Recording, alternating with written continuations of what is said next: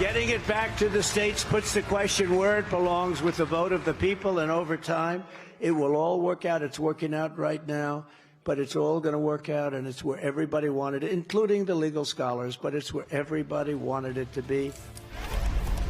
Hello again, everyone, and welcome to the 5 o'clock hour here in Gotham City. I'm John Heilman, in for Nicole Wallace. Exactly 2 years ago today, the U.S. Supreme Court, thanks in large part to Donald Trump stacking it with conservative justices, took away a woman's federal right to an abortion, a right they'd had for nearly half a century. When the Supreme Court overturned Roe v. Wade, a cascade of laws around the country banning or limiting abortion came down. Some states enacting full bans, others banning abortions as early into pregnancy as 6 weeks, a time when many women do not yet know whether they are pregnant. So very contrary to what the disgraced ex-president said this weekend. The consequences of this decision are not, quote, where everyone wanted it to be. They have been dire and they have been scary for women and the men who love them in this country. Women have been close to death because of these restrictions, unable to get the care they need, forced to carry unviable pregnancies to term or travel across state lines to get basic medical help. What we've seen in the past 2 years is that the American public does not want that reality and has rejected it in almost every case. In states where abortion access has been put on the ballot, in Kansas and Kentucky and Ohio and others, voters have consistently chosen to protect women's reproductive rights. Vice President Kamala Harris spoke to that phenomenon in a new interview exclusive with our colleague Mika Brzezinski. If you look at where the American people were in so-called red states and so-called blue states, every time this issue of abortion was on the ballot, the people voted for freedom.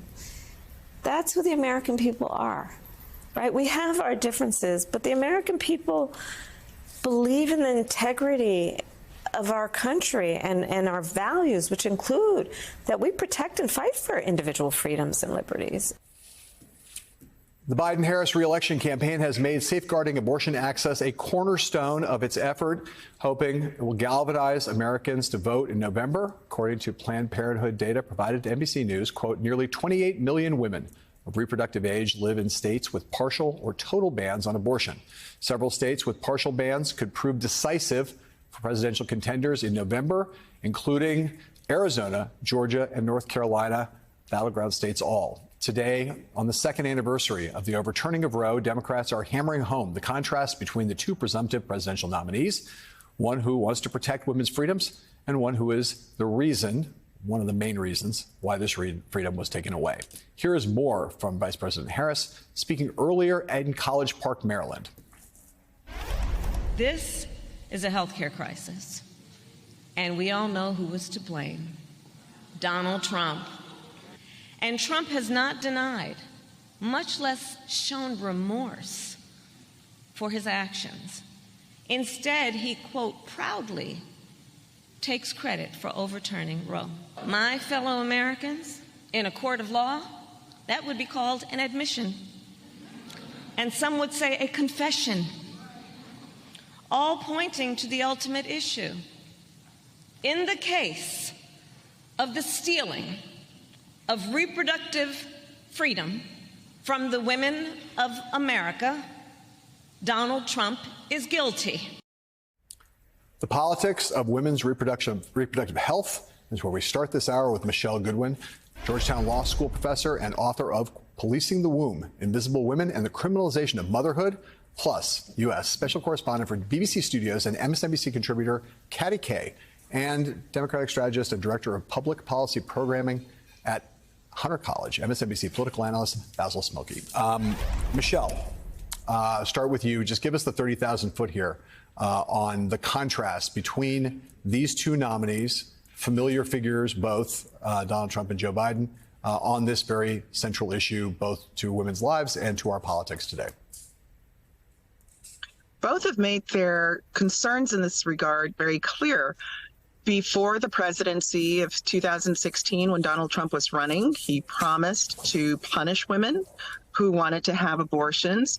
He has boasted about creating a federal bench that delivered on that and more, stripping away Roe v. Wade and Planned Parenthood v. Casey, and of course, creating just mayhem across the country. We've seen cases of 10-year-old having to flee one state to get to another in order to terminate a pregnancy. There are girls that are going into elementary and middle school now as mothers. There are women who have been bleeding out on the sides of roads.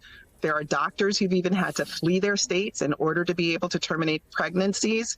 We've seen the Supreme Court of Arizona leaning back to an 1864 abortion ban.